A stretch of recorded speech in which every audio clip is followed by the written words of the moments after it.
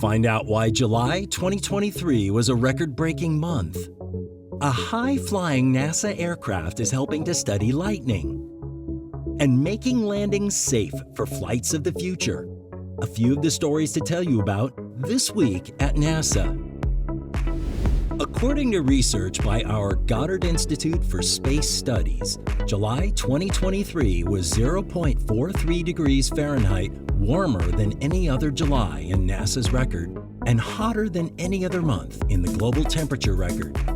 NASA and partner agency NOAA discussed this and our changing climate during a news conference.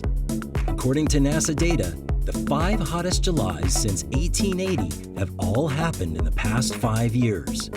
Learn more at climate.nasa.gov. Researchers with the Aloft project have been using NASA's high-flying ER-2 aircraft to help them study lightning and its connection to the vast energy fields in our atmosphere. The ER-2 can fly above and as close to thunderclouds as safely possible to observe gamma-ray activity within thunderclouds and collect detailed data that can advance the study of high-energy radiation emissions from thunderstorms.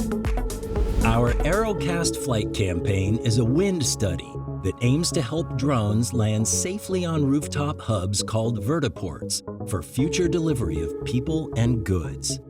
The campaign uses drones, sensors, weather balloons, and other technology to measure wind at altitudes below 2,000 feet and collect other data to resolve unknowns that could hinder these types of flights.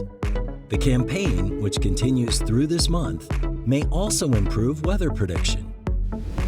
NASA is looking for middle and high school students across the country to submit experiment ideas to send on a high-altitude balloon or a rocket-powered lander test flight as part of the 3rd TechRise Student Challenge. Led by NASA's Flight Opportunities Program and administered by Future Engineers, the challenge allows student teams to participate directly in designing and building experiments for suborbital flight.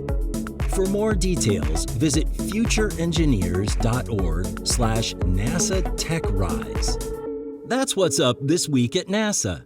For more on these and other stories, follow us on the web at nasa.gov/twan.